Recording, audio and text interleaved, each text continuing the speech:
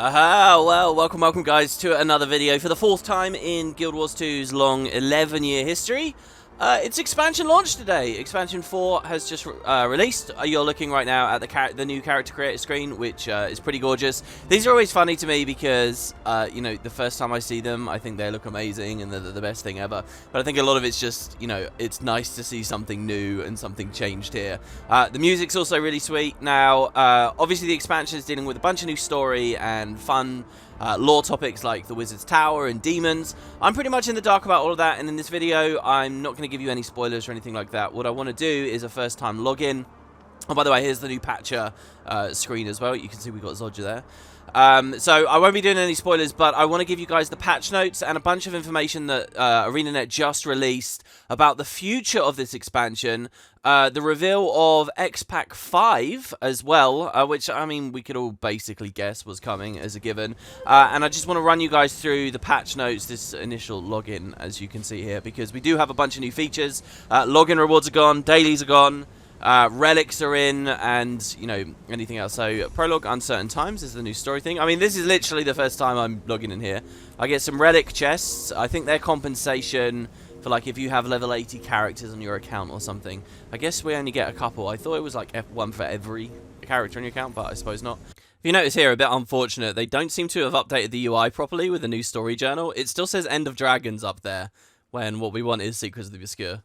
And so, yes, also, for those of you guys wondering, I will be covering this majorly. When End of Dragons came out, very recently it feels like to me, I did a big playthrough, and we did some of, like, the side quests, some of the bonus achievements and things at the end, some of the extra lore, but we didn't go all out. On this expansion, because it's, like, got this different scope, it's like a mini Expac, if you will, my coverage for this one, I'm going to do everything as much as I possibly can. So there will be a lot of stuff coming over the next few days.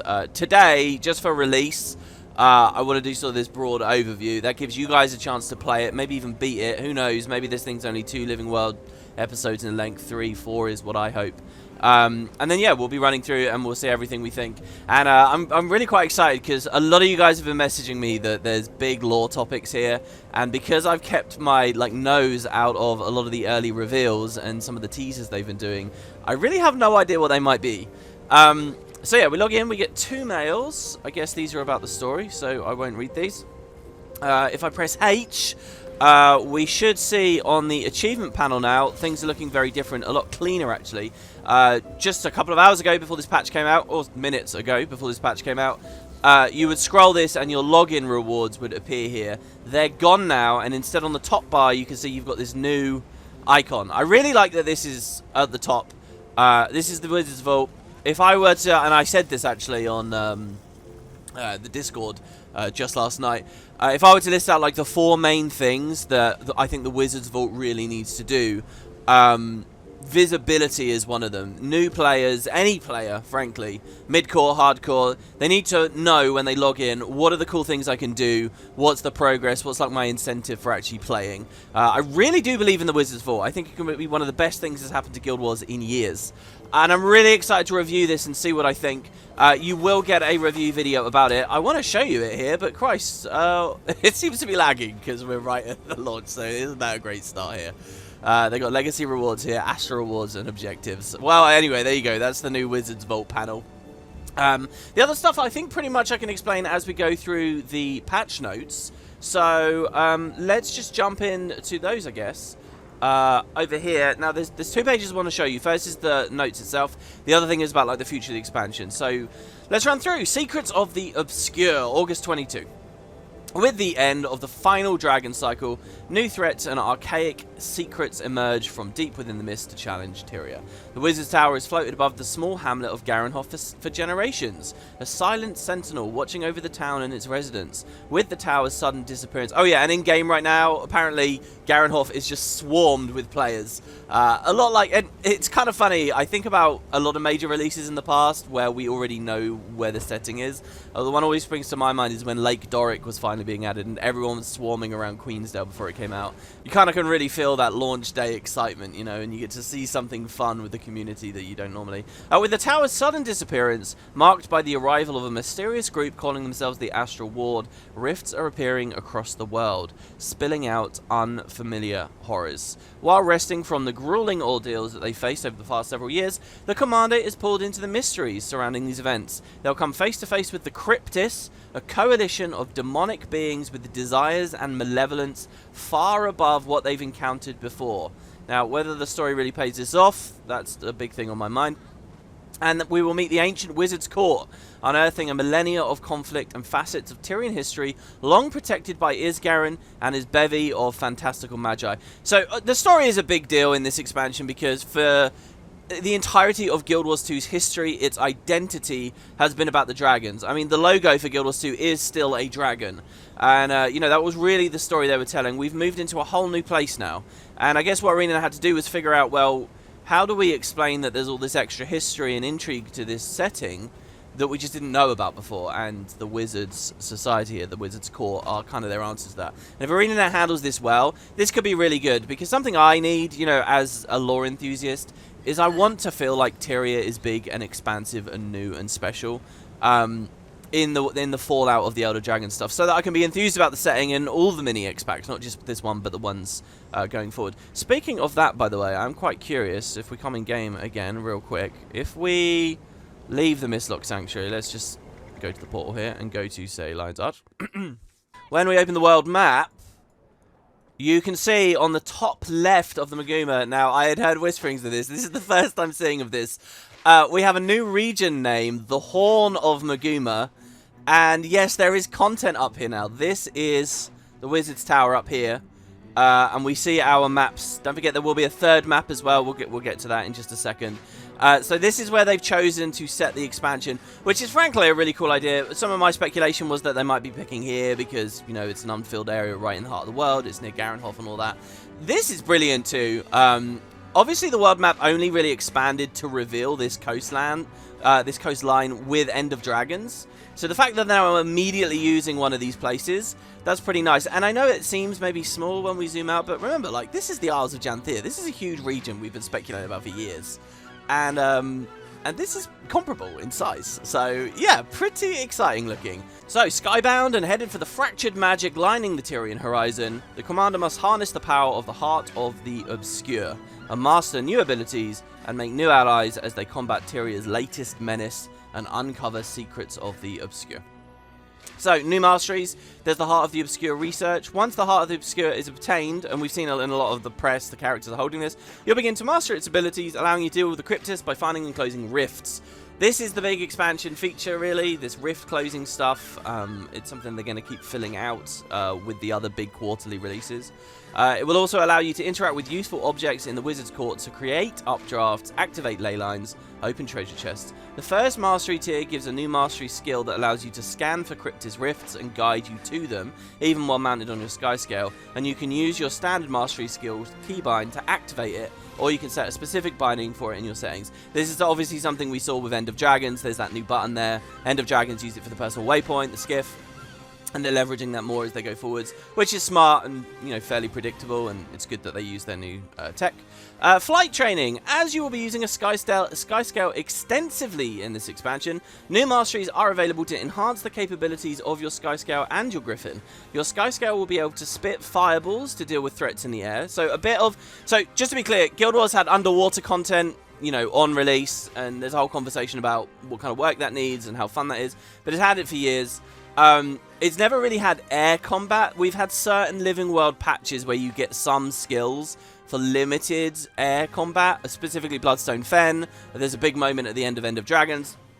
But it looks like this expansion is going further with it. I really have no idea how the fireballs will feel, but I'm excited to see how it goes. Actually, one thing I've always really, as a bit of an aside, always really liked the thought of with the whole terrestrial, land, and air combat is obviously when you go to your build panel, you've got terrestrial, aquatic here. It'd be interesting to see a third tab come in one day. Both aerial mounts will also gain the ability to use updrafts and ley lines all across Tyria, previous Skyscale masteries such as Air Rescue and Wall Launch will be available through this mastery line for players who don't have unlocked, and the skills will be further upgraded for players who already have them. And we covered this, you know, last month when they first announced this. Basically, if you're a player that already has the difficult Skyscale from POF and Season 4, then... and now you get the new one, you get like combined stuff and extra potent abilities. If you're a new player or you never wanted to spend the time or energy on the old Skyscale, you can get a newer one a lot easier now, but you won't get the double up combo. Combat Launch will allow you to use your mount button to leap into the air out of combat and onto your Skyscale. This skill is also available in the Mastery Skills panel if you wish to use it out of combat. The Astral Ward makes, and this will be really interesting to see how this affects the flow of combat.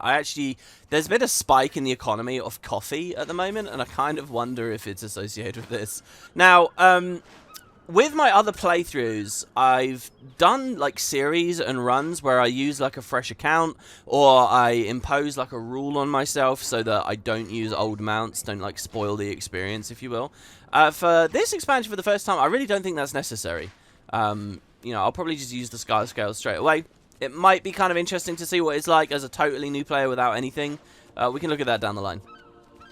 Then they go to talk about the Astral Ward. Working with the Ward will gradually provide you with access to their provisions and amenities.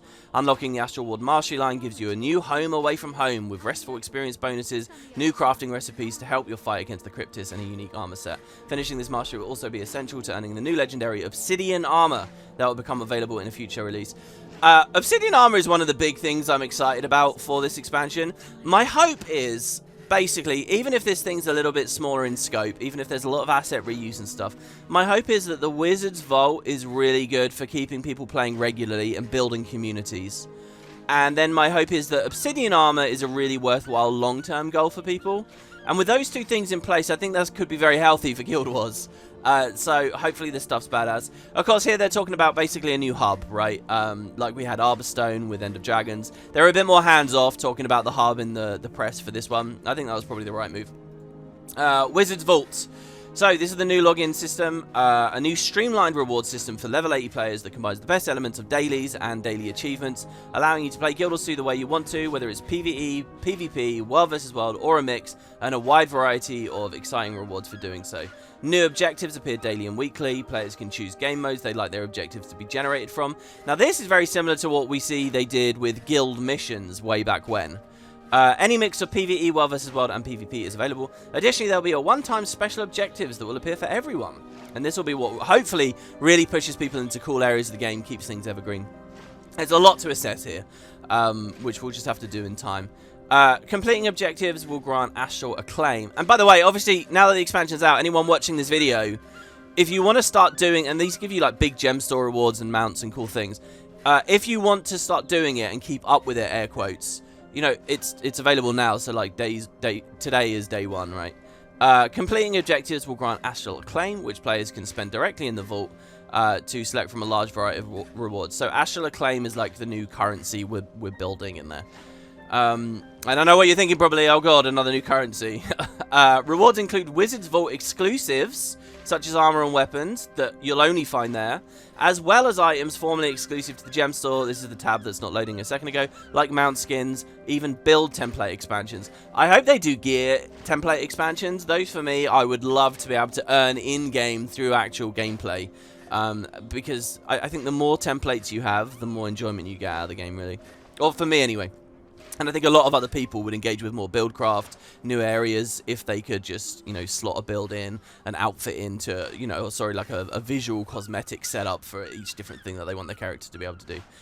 Wizard's Vault rewards will reset each quarter, and so this will be a thing for Guild Wars going forwards, where, you know, currently like a new Black Lion set comes out and you see a bunch of YouTubers do their videos on showing off the skins and people are vaguely interested, or, you know, maybe something will happen with a gem store update. This will be a big conversation spinner, I think, going forward. It will be, oh, what's the quarterly, what are we working for this time? What's the big thing? What's the big ticket item? And hopefully ArenaNet make those good and fun. Wizards Vault exclusive rewards will be available forever. They don't go away. There's no fear of missing out, which will open in the future alongside the Wizard Vault first update. General daily achievements and login rewards have been retired. I really think that dailies, login rewards, these things are important for the game. I think they weren't handled well before. This is one of the things I'm happiest about with this expansion, that they're actually reworking this stuff. This doesn't include any game mode specific achievements. So like, you know, you get your daily fractals. They haven't really messed with that. Progress towards daily completionist achievements is preserved. So in terms of your AP. And will continue to be awarded when claiming the meta reward for the Wizard's Vault. So, I assume they haven't raised the cap. These will be things that we see over the next few days. But, you know, if you're already capped on daily AP, you probably don't have to worry. But if you never reach that cap, you're not now screwed out of it. You can still work towards it. It's just through the Wizard's Vault now instead. Allowing for some minor balance changes, the rewards available from dailies are now a part of the Vault. Rewards were previously earned from login rewards are also in the Vault. So, then there's the relic system, also a big point of excitement for me. This is one of those things where we didn't know much about it. Now that the expansion's out, we can browse through them and really see what's going on. The effects of the End of Dragon cycle have reverberated throughout Tyria. Look, they even justify it in the story here, guys. In Secrets of the Obscure, this has created a new class of magical artifacts called Relics. Relics being new items, you know, there's something fundamentally warped about that, isn't there? Relics are a new equipment type that can grant a large variety of special effects in combat, each one aimed at augmenting a particular style of gameplay. Most can be acquired through crafting and trading, but some can only be acquired through achievements. I really like this, like cool acquisition processes for actual unique gameplay and buffs and enhancements. This should be cool. Try out a few and see which relics fit your playstyle. And, you know, ArenaNet went much further with the relics than I thought initially. I thought they would just be like T6 rune bonuses, but from the examples we've seen, they're actually really extraordinary and powerful. In fact, since we did just get a relic box here, with me logging in game here, I'll show you guys, right, when we double click this. We've got condition-related ones, power-related ones, support-related ones, survival. Let's pick survival. Seems like an interesting archetype. And so, here, well, okay, these are the T6 boons. Okay, so it is T6 rune perks, but I swear they showed some new ones and some unique ones. Let's see. Well, these are all just classic runes. So, yeah, this will be stuff that we cover as we go along. And if you watch my series over the next few days, that's going to be a big thing. I don't know which one I want to pick right now, so I'm not going to do it just here. Relics will be further updated during our quarterly releases with the release of Legendary Relics. We'll provide more details on this in the future, but any player possessing Legendary Runes get automatic progress towards the Relics. This was a bit of a controversy. I made my Legendary Runes a long time ago, so I don't really mind, but if people have just crafted Legendary Runes, the relic system kind of comes in and says, oh, well, you just lost a bit of functionality. I get that concern. I think ArenaNet does too, and they're trying to compensate people. But it's a little bit down the line. Along with the emergence of relics, some magic that once powered runes has changed into something different. Equipping a complete set of runes will now grant you bonus attributes instead of a special effect. So yeah, there were certain runes that once you strip the T6 away, they would look a bit empty. Those have now been compensated, and that's also stuff that, you know, if you guys are looking for things to be excited about, if you're really into the gameplay, the buildcraft, that's something to look at when you log in. Weapon Master Training. Early in Secrets of Obscure Story, you will gain access to ancient knowledge preserved by a Weapon Master long ago, and this training allows you to equip weapons that were previously only usable by elite specializations, opening many more options for your character's combat style. Now, a big thing about me over the past couple of weeks, I've been playing a lot of PvP, and I have to say, a couple of classes kind of get shafted, like Warrior does a bit. But as far as competitive is concerned, there are so many combos I want to try out. It's unreal. And it tends to be that the builds I really like playing in competitive are the ones I love in an open world. So, yeah, there is a lot of new toys to play with. I guess we're going to go through the story a little bit. But, wow, this is, again, like Relics, the Wizard's Vault, these system changes, these are some of the things I'm really, really keen to get my hands on. Strike missions. There are already 2 new ones. I suppose if you spam through the story fast enough, you can see them already. These aren't the CMs, bear in mind. But there's the Cosmic Observatory, the Temple of Phoebe. These are based on epic encounters from the expansion story and are unlocked by completing their related story chapters. And you saw in End of Dragons, they did this as well. They named the strike missions in such a way that it's not a spoiler just to say the name of the instance. Who knows what these bosses are? I'm guessing that at least one of them is one of these badass new enemies that, if you've been following their Twitter and stuff, they've been showing off. So yeah, they have some fractal changes here. For fear of not bagging this video down too long, I know we like to do long videos. I'm going to kind of skip these because they're not really too interesting. They're not really too related to Secrets of the Obscure. There's actually a block here as well about Silent Surf, which I haven't played yet. So we'll probably deal with those when we actually get to the Silent Surf. There is Profession Balance. Now, this is nothing too major or intensive. This is because, as far as I can tell, everything here is response to the beta that they had for Weapon Master training. And just to kind of rein things in line. So, for example, the fact that any Ellie build, Weaver, Catalyst, could have Warhorn and deal the amazing air Warhorn damage was huge in the beta, particularly on large hitboxes. So, ArenaNet have adjusted things a little bit. And people were wondering how this would work, because this is kind of nerfed Tempest, when it wasn't too much of a problem just on Tempest. It's only a problem on the other combos. Here's how they've chosen to go about it. Well, first, the 4... no longer strikes the same enemy more than once per use. But Lightning Orb, this was the big skill. It's getting the Meteor Shower treatment. I'm pretty sure I said this to Boots in a video at some point, that this is likely what they do. They're reducing the... so basically the way the skill works is this little orb that comes out and it keeps firing off mini projectiles. Well, they've reduced the number of those from 2 to 1. They've increased the power that it does by a lot to compensate. But here comes the Meteor Shower thing. The skill does 10% less damage on each subsequent hit against the same target, down to a minimum. And the idea here is that they're trying to normalize the damage it does between a big enemy who will take more hits and a small enemy who will take less. Those extra hits that a big enemy takes now will receive less damage. That's kind of the idea.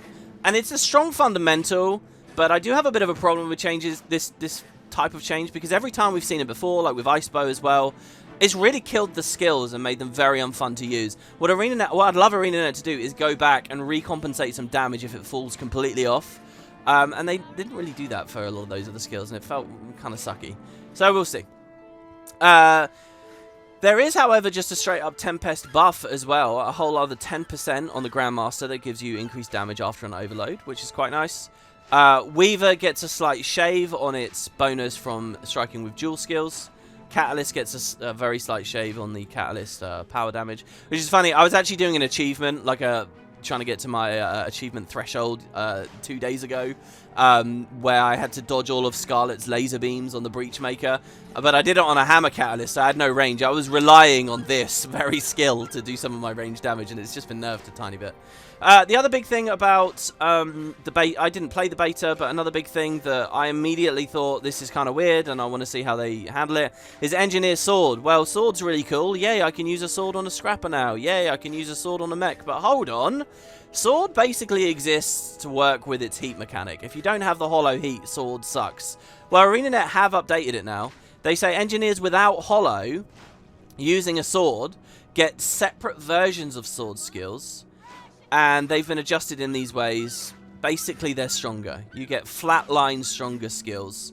Like you get two blades from Refraction Cutter. Now I believe at super high heat you would get 3. So it's somewhere in the middle ground. You know, they could have gone further with this, added a bunch of new flavor, or gone with different ideas. I think that's, I guess, too much to expect. But yeah, maybe Sword is fun on some of these other specs based on what they've done here. We will have to see. Mesmer, they fixed a bug with the F5. Don't really have to worry about it too much. Here, Necromancer, Nightfall had its cooldown increased by 10 seconds in World vs. World. If you don't know what Nightfall is, that's that Greatsword skill that creates a black pool that expands and expands and expands, Greatsword 4. And this is because now that any Necromancer type can run a Greatsword, that's potentially really strong in World vs. World. It's blinds, it's corrupts. Maybe it's just Boon Rips these days. Or I'm not actually sure what the exact World vs. World balance is. But it's Boon Denial in a massive AoE that expands. You imagine how World vs. World Zerg fights go. When people crash into each other, you pop that 4. It's unbelievably strong. If you can put that on, you know, one of these Power Scourge variants, it's just going to be so dominant. So ArenaNet have seen that, and they've nerfed it a bit. There's also the fact that Greatsword has a pull on it, the 5, and that's also had its cooldown increased. Now, the potency of these skills is not changing. You'll still get to use them and have that big impact with that first crush, but you won't be spamming them so much. To compensate, though, in World vs. World, for Reaper, the Shroud 3 gets a lower cooldown, and the Shroud 4 gets a lower cooldown. So if you're still playing Power Reaper, well, you know, they're trying to say, hey, look, we're trying not to take anything too badly away from you here. But that's kind of what's going on there as far as I can see. A couple of Ranger tunes, and a lot of changes to Untamed. Now, I'm wondering to you, those of you guys in the comments, I don't really know what the motivation for the Untamed stuff is. Loads of PvE adjustments. I guess it's because Untamed's been in a weird place since the Boon update and since its Grandmaster with the cooldown refresh got nerfed. A bunch of things have gone up. Some of the unleashes have gone down, but the minor trait for Untamed, if you guys don't know, when they use their unleash skill, they basically lifesteal. They've buffed that a lot in PvE. The lifesteal's gone up to, like, doubled, basically. The healing as well, so good quality of life. This might actually be fun to play just through the story of Secrets of the Obscure. So they've buffed this, but then they've taken the strength of a couple of the actual attacks down. And then, you know, they just increased power elsewhere. So I guess it's just because it was falling behind a little bit, but maybe you guys have a bit more insight there. Thief has got some nice changes. Death's Judgment. So rifle. This is a bit like the sword situation. If you run a rifle on a thief without malice, well, how fun is that really? Because the Death's Judgment skill scales on malice. Well, they've just baseline increased its power coefficient a lot. Like a lot. And even in PvP and World vs. World, it's been increased. However, they've reduced the damage bonus per malice, so they've de-emphasized the malice interaction. So in terms of usability, these are nice changes. In terms of identity and like that tight bond between weapon and elite specialization, we've lost that. You know, the mechanic's been de-emphasized, but that's just to be expected with this fundamental shift. You know, we're going to see a decoupling of weapons and elite specializations. They haven't completely removed it, so, you know, I'm happy at least for that. There was an issue, Scepter skills weren't granting malice before, they are now. I guess you can really try that combo in the beta, but now you will be able to. And they fixed an issue with malicious intent interacting properly with malicious shadow scroll. So there you go, that's the balance stuff. A little extra life thing, the cats are here, they're tying that with the expansion launch. Also, it's the anniversary of the game coming up, and they're going to talk about that a little bit in one of their blog posts. They have a late notes section, this is where the stuff about the Silent Surf is. Which actually has a lot of really cool changes. These are actually cooler than the other stuff. First of all, you can now filter skins you have unlocked out of search results in the trading post. This is pretty cool for me. You know, if you guys know, I'm trying to get as many of the skins in the game as I possibly can. So the fact that I can now come up here and say only show locked. Like these dies, I have nearly every die in the game. There's only a couple of dies I don't have. Here they are, right? I guess I could click the X on only show available here. I don't have this hammer, apparently. So I could spend 200 gold on buying this hammer, and I've got these dice. So this, in theory, could be quite useful. And hopefully that's fun for other people. I do think that actually going for collections and unlocking things is a cool, you know, nice element of the game that gets people playing a little bit more. But hey, I appreciate it's not for everyone. Improved equipment warnings. This one could be hit or miss for me. Equipment panel warnings have been significantly revamped to make it easier for players to determine whether their character's equipment is complete. Each equipment slot will display a red exclamation mark and a warning message in the tooltip when hovering over the slot under the following circumstances. So, a slot is missing equipment. That's already true, right? If you try to play and you just straight up don't have a chest piece equipped, the game will warn you. So that's not different. But so we also have like that other notification that appears in the floating tooltip box if you forgot to set attributes for something that, you know, has selectable attributes. So that's there too now. They also say equipment doesn't have upgrades. Equipment is below exotic quality, or upgrades is below superior tier. So these are interesting. If you accidentally have a rare piece of armor on or something, you'll be warned. And hopefully you can fix that up before you go into some kind of team content like fractals or whatever and you don't upset people. There is kind of this thing, though, where I feel like a lot of players would rather it be one tier up. Like, oh, I'm wearing something exotic and really I want to be full ascended right now. Maybe that's just a bias in me because I've been, you know, playing a lot of the game. For so many years, I'm kind of skewed there. It would be interesting if they'd added an option where you could say, actually, I never want to be notified about exotic stuff, or I only want to be notified about if I'm lower than ascended. That might be useful to people in some way, and that might raise the bar for people. What I'm kind of curious about, though, is what if I'm like a total noob, and, you know, I'm just getting into the game. Do I really want a bunch of notifications spamming me that I'm only in rare? I know that exotic's getting easier and easier and easier to get by the day. It seems a bit weird to me, like, that might be annoying. Hopefully ArenaNet have thought about that. I assume sub-level 80, a notification like this doesn't show up. In fact, can you even... Yeah, and you can equip exotics before level 80. But even... I mean, what if I've just got to level 8? I don't want my next 20, 30 hours to be getting spammed with that. But hey. Then they have improved crafting functionality. So... The crafting interface has been revamped to better serve its intended purpose as a library of recipes. So, it now includes an all professions category, which is selected by default and will display the recipes currently available to your character regardless of their active discipline. So, it doesn't matter what you have active, you should see everything. I kind of get annoyed. Why did they call this all professions? That's like World of Warcraft terminology. Shouldn't it say all disciplines? Shouldn't it be an all disciplines category? Selecting one of the 9 disciplines from the menu will filter to only show those. So, I mean, this is nice. It's a bit weird to me, though, because, you know, the crafting is never that big of a part of the game, I feel like. So, is this because they want to leverage this a lot with Secrets of the Obscure?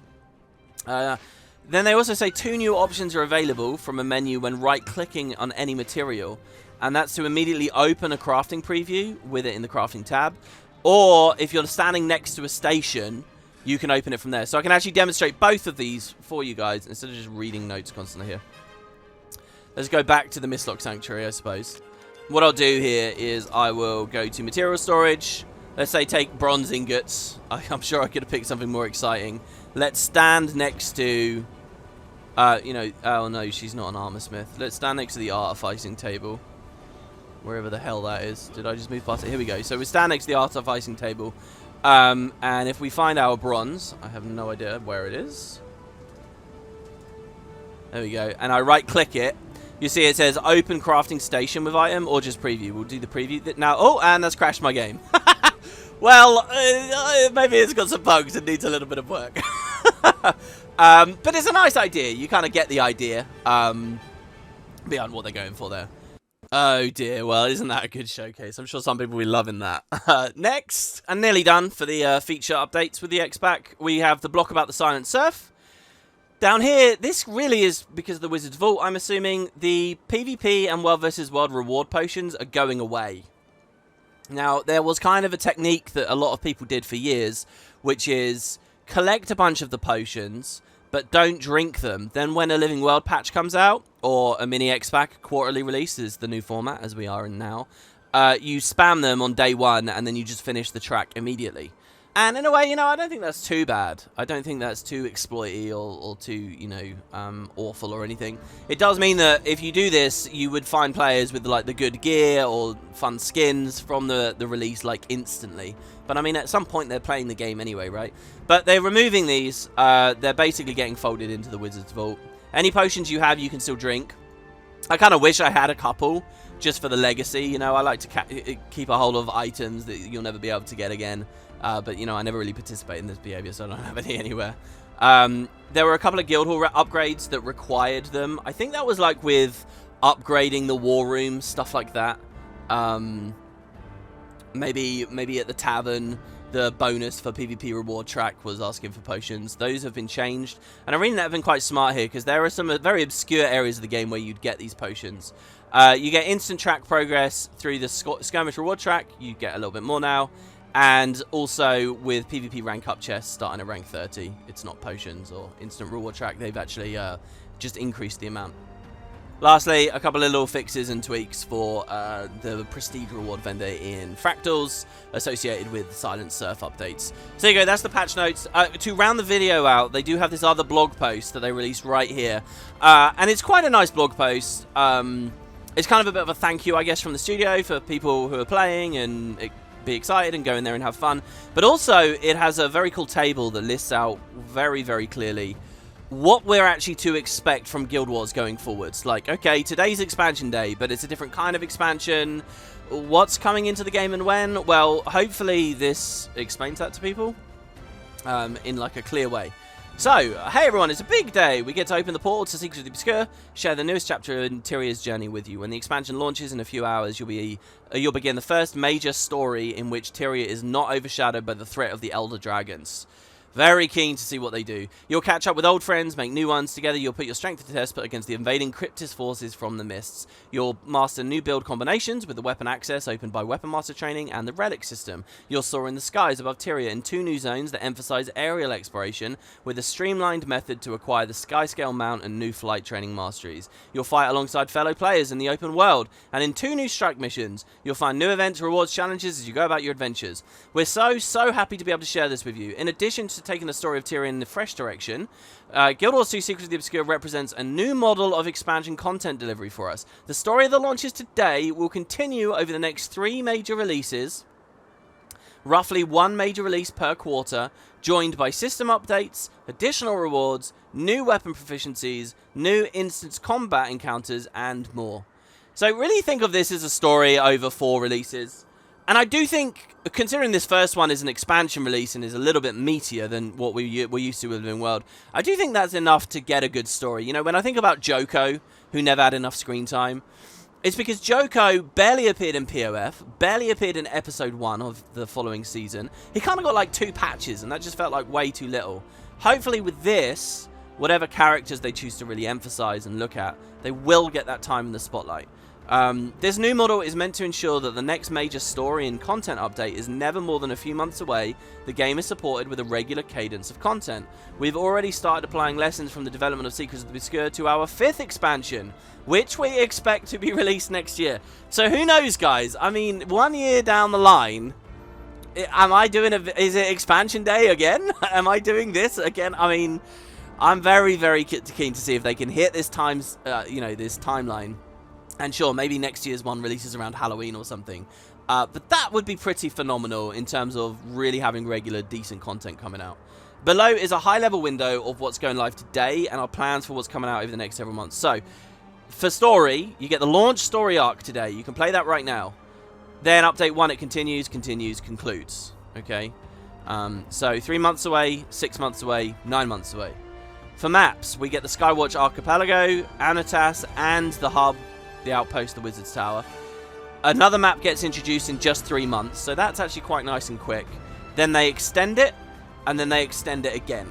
Well, they say complete, I don't know. Maybe this is like a meta completes or something. This might be Giala Delve style update. This might not be too exciting, let's be real. But, yeah, that's their idea with that. And then after that, it's double maps again, because it's another expansion. Instance combat. The strikes are just in already. But we get a challenge mode in 3 months, another challenge mode, and then a fractal with the challenge mode. So, for every patch, except the expansion launch itself, which hopefully has enough other things for you to do, with every patch there is some endgame PvE to play. And if these are like HTCM level, I'm quite happy. If they're some of the weaker ones that we saw through End of Dragons, I don't know how that will do for sustaining the population. Weapon Master Training, this is the big expansion thing. So, we get the new weapon, we get to cross-pollinate weapons with elite specs now. We wait half a year, and then there's all new weapons coming in. You know, that's like pistol for elementalists and so on. I did a big tier list video about that with Boots the other day. We have masteries, the Heart of the Obscure Research, flight training. There'll be a new line with a new map, and then updates. These seem pretty generic, like they don't really know what they're doing with those, but there you go. The Wizard's Vault got introduced. And then, like I said a minute ago, a big conversation now is going to be, oh, what's the new thing to get in the vault? What's the new thing to work towards, right? The seasonal rewards. Every 3 months, so there'll be a refresh, a refresh, a refresh. And as long as they do good stuff, this could be cool. We get 2 armor sets today, another armor set with the new map, and then Obsidian armor is what we'll be doing for the other half of a year.